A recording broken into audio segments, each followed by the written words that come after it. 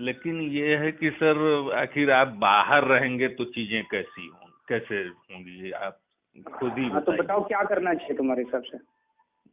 अब तो सर चीजें कहाँ तक पहुंची हैं ये कुछ आइडिया नहीं मुझे लग पा रहा है, लेकिन ये है कि मैं एक चीज बस जानता हूँ कि आप में वो कैपेबिलिटी है। मैं देख रहा था कि आप नेक्स्ट बड़ा काम कर सकते हो, और ये भी देख रहा था कि उसमें कुछ लोगों की महती भूमिका आपके साथ हो सकती है।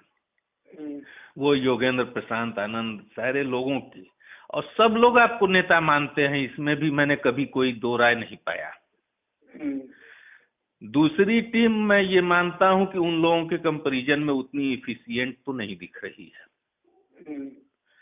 अब ये है कि आप और लीडर का मतलब होता है कि वो विभिन्न धारा के लोगों को एक साथ खींच के आकर्षित करके अपने साथ लेके चल दे।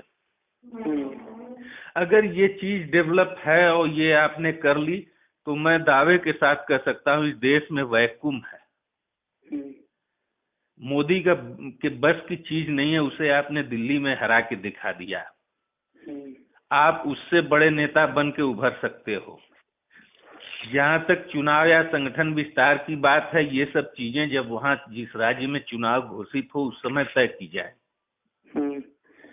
और आप भरोसा रखो, मैं उन लोगों से भी मिलता हूं, कभी भी उन्होंने ये नहीं सोचा होगा कि अरविंद को रिप्लेस करके हमें लीडर बनना है।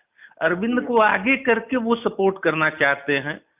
और कुछ चीजों में मैं ये मानता हूं कि प्रशांत जी की जिद रहती है कि भाई और ये चीजें हैं तो ऐसे चलनी चाहिए।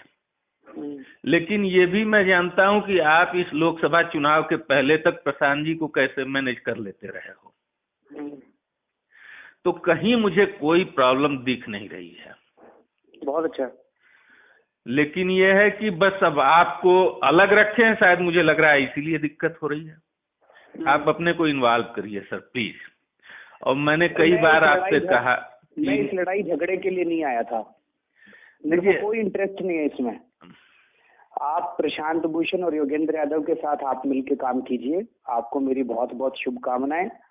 मैं इस लड़ाई झगड़े के लिए नहीं आया था। अगर जरूरत पड़ी तो मैं आम आदमी पार्टी छोड़ के अलग पार्टी बनाने की सोच रहा हूँ। आप लोग संभालिए आम आदमी पार्टी, बहुत अच्छी टीम है। प्रोफेसर आनंद कुमार, पिछले 4 दिन में प्रोफेसर आनंद कुमार और अजीत झा ने जो कमीनपंथी करी है, मतलब इतना कमीना। उन्होंने कहा आरटीआई लागू करो, हमने आरटीआई लागू कर, हमने कहा ठीक है तैयार है, बातचीत चल रही है अभी दोनों गुटों में। उन्होंने कहा वॉलंटियर्स पार्टी से, हमने सारी बातें उनकी मान ली। अब कल वो कहते हैं ये तो हम बार्गेनिंग कर रहे थे, हमारा ये इन चीजों में तो इंटरेस्ट है। तो इतने कमीने हो तुम लोग, क्या बार्गेनिंग कर रहे हो तुम लोग? इतने घटिया किस्म के इंसान हो तुम लोग। जो कम कैपेबिलिटी वाली हमारी टीम कह रहे हो ना, ये प्योर आदमी है हमारे में क्षमता कम हो सकती है, लेकिन हम दिल के काले नहीं है। ये लोग दिल के काले और ये लोग एक नंबर के कमीने लोग हैं। तो आपको शुभकामनाएं उमेश। सर ऐसा मत समझिए। सुनिए, मेरे को इसके ऊपर और कोई चर्चा नहीं करनी है, इसलिए मैंने अलग कर रखा है। अब ये देख लेते हैं क्या करने हैं, नहीं तो मैं अपने 67 MLA लेके अलग हो जाऊंगा। आप लोग चलाइए आम आदमी पार्टी, मेरे को कोई लेना देना नहीं है। प्लीज देखिए, बात ये मेरी आपकी नहीं है सर, बात इस देश की। ये क्या तमाशा है आपका कि सारे मिलके चलो?